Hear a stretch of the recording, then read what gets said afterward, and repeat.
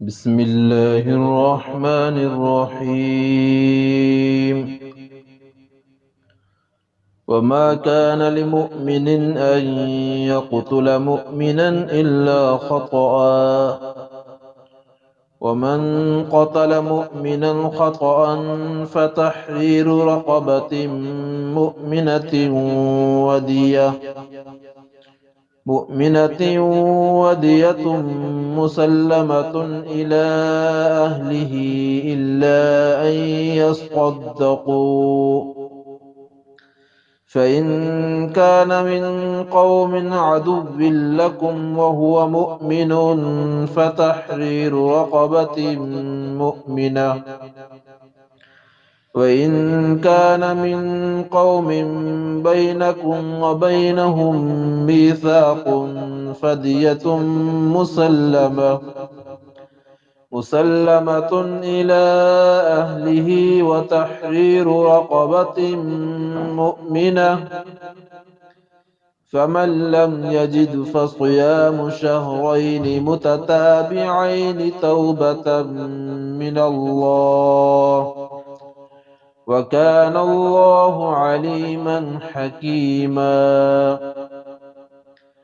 ومن يقتل مؤمنا متعمدا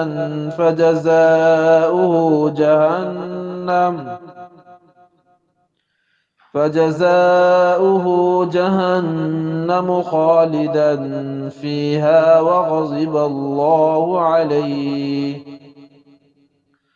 وغضب الله عليه ولعنه وأعد له عذابا عظيما. يا أيها الذين آمنوا إذا ضربتم في سبيل الله فتبينوا ولا تقولوا لمن ألقى إليكم السلام لست مؤمنا تبتغون عرض الحياة الدنيا فعند الله مغانم كثيرة كذلك كنتم من قبل فمن الله عليكم فتبينوا إن الله كان بما تعملون خبيرا. لا يستوي القاعدون من المؤمنين غير أولي الضرر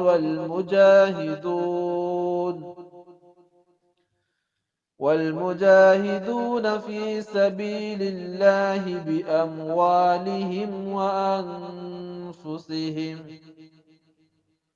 فضل الله المجاهدين بأموالهم وأنفسهم على القاعدين درجة، وكلا وعد الله الحسنى، وفضل الله المجاهدين على القاعدين أجرا عظيما، درجات منه ومغفرة ورحمة،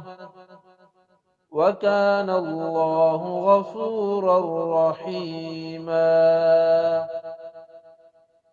إن الذين توفاهم الملائكة ظالمي أنفسهم قالوا فيم كنتم قالوا كنا مستضعفين في الأرض قالوا ألم تكن أرض الله واسعة فتهاجروا فيها فأولئك مأواهم جهنم وساءت مصيرا.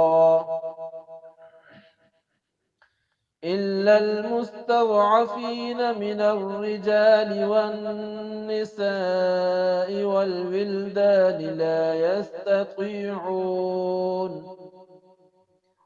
لا يستطيعون حيلة ولا يهتدون سبيلا فأولئك عسى الله أن يعفو عنهم وكان الله عفوا غفورا ومن يهاجر في سبيل الله يجد في الأرض مراغما كثيرا وسعة ومن يخرج من بيته مهاجرا إلى الله ورسوله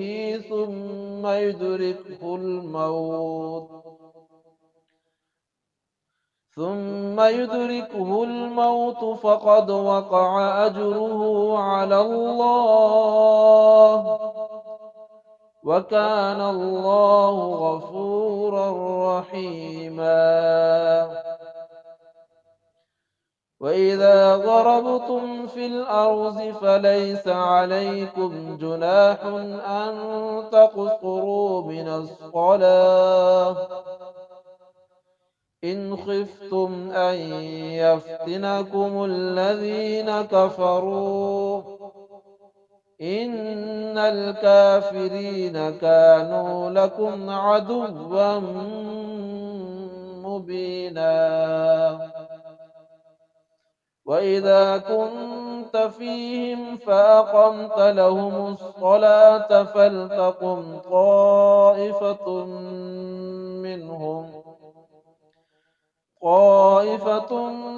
منهم معك وليأخذوا أسلحتهم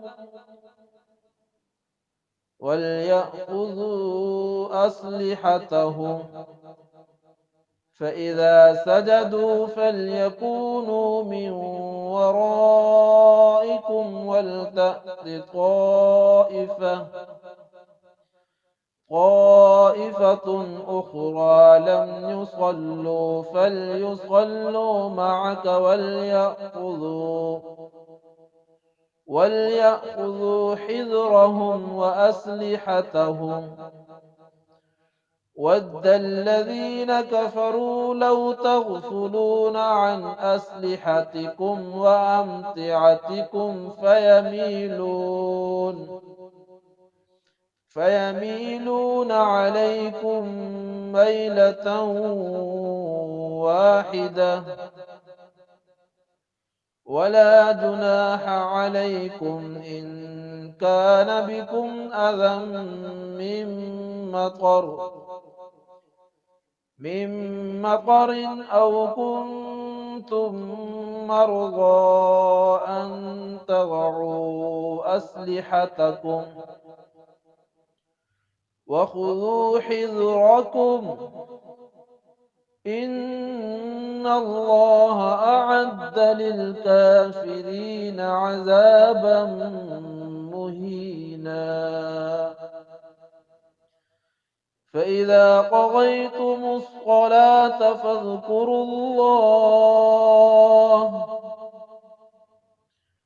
فاذكروا الله قياما وقعودا وعلى جنوبكم